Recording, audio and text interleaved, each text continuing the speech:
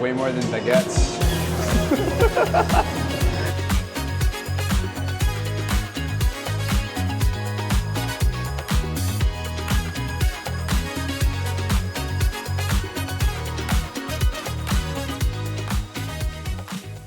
All right, welcome to episode 1 of Listings and Lattes. We're here today at the recreation deck of Harbor Square in downtown Honolulu. And we're going to be talking about Listing and Lattes, which is a little show that we're going to be doing with Vince here, Hello. our colleague from Ohana Investment Realty, and talk about coffee and listings, basically. So Yeah, combining two of the things that we like a lot, coffee and real estate.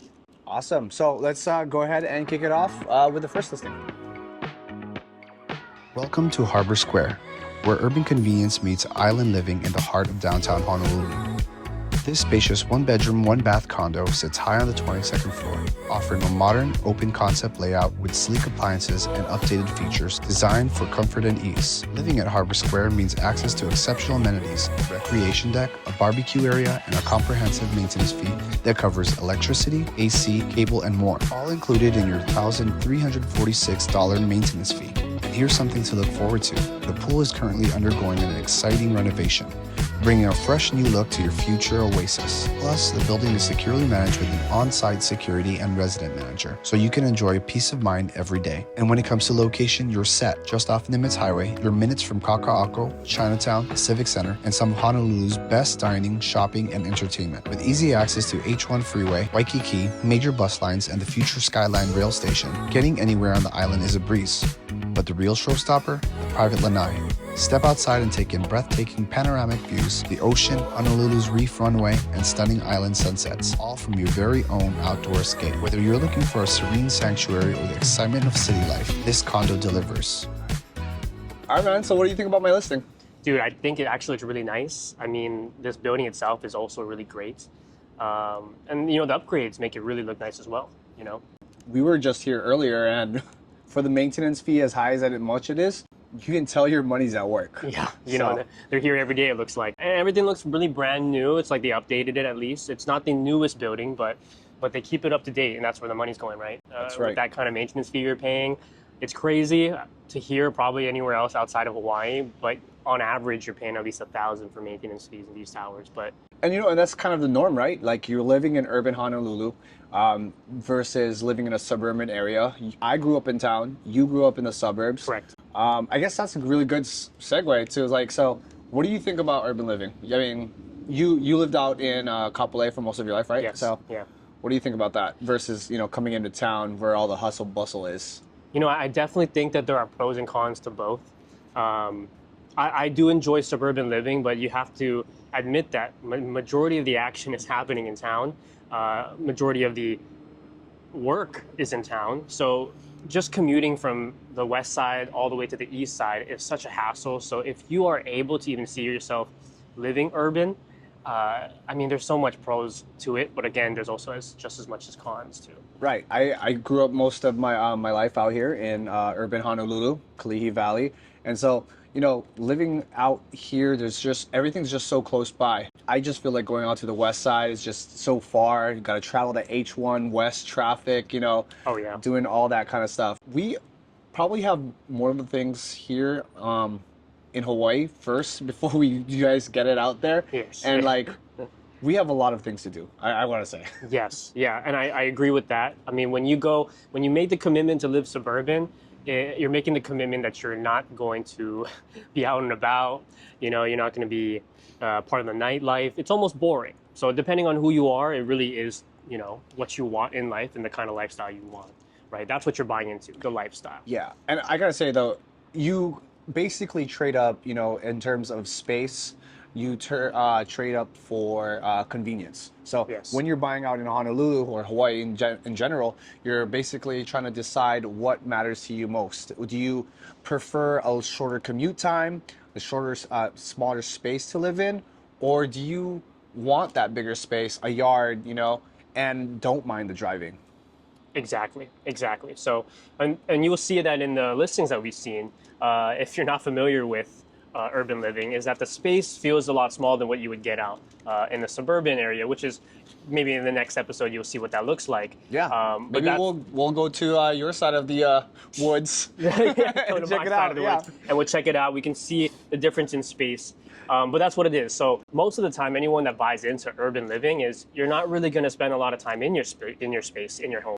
You're spending your time outside of the home, working, nightlife, party life, or even just going out and doing the active life, right? I mean, Jay's a runner, so he's out there running all the time. That's the kind of stuff that you're buying into, the lifestyle, right? And when you go to suburban living, it's more so I'm a homebody. I want to be in this space, so you're probably going to prioritize more of having more space inside, right? Yeah, it's definitely going to be harder to stay inside when you're in an urban environment. There's beaches. Downtown Honolulu, you might not think what the geography is like, but we're super close to many beaches. Waikiki is 15-20 minutes away. Ala Moana Beach Park is 15-20 minutes away. And if you like to party, we don't do that much anymore. Not these days. But Chinatown, downtown, Ala Moana has all these nightlife things to do. We got clubs. Shout out Gatsby. Our boy, Dirty Germs. Dirty Gatsby. Germs of the Ohana Investment Realty.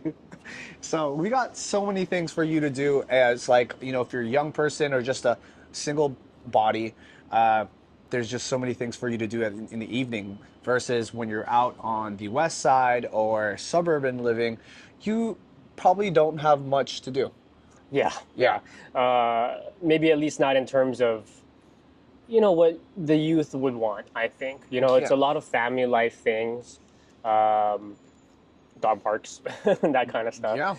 Yeah. So, yeah, definitely. I could see why urban living would be really nice. You know, being really up in the mix, and especially if you work in town. I mean, the commute is terrible if you're familiar with Hawaii traffic. So unless you're taking the rail, and even then, the rail's not completely finished. So you would have to hop off of the rail, head over into Aloha Stadium, hop on a bus, right? So it's still commuting. The commuting is kind of tough. For a lot of people. And you'll see our half-finished rail. It's not going to be down into the urban center of Honolulu yet, but maybe 15, 20 years from now? Yeah, I think they have some plans to do so. I think at this point, they're at least making plans to get to the airport. I think that's going to be a big help. But Yes. But until they get to the town side, Not much use for it right now. Yeah. So, I mean, thanks for that. So right now we're gonna go into and check out the next property, which is out in Chinatown.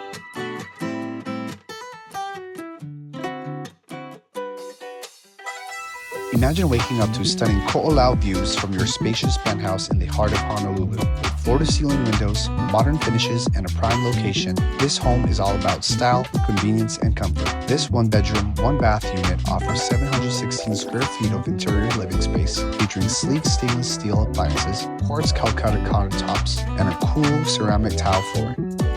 Step outside to your attached lanai, the perfect spot for your morning coffee or unwinding after a long day. Inside, the open layout and floor-to-ceiling windows bring in tons of natural light, creating a bright and airy vibe.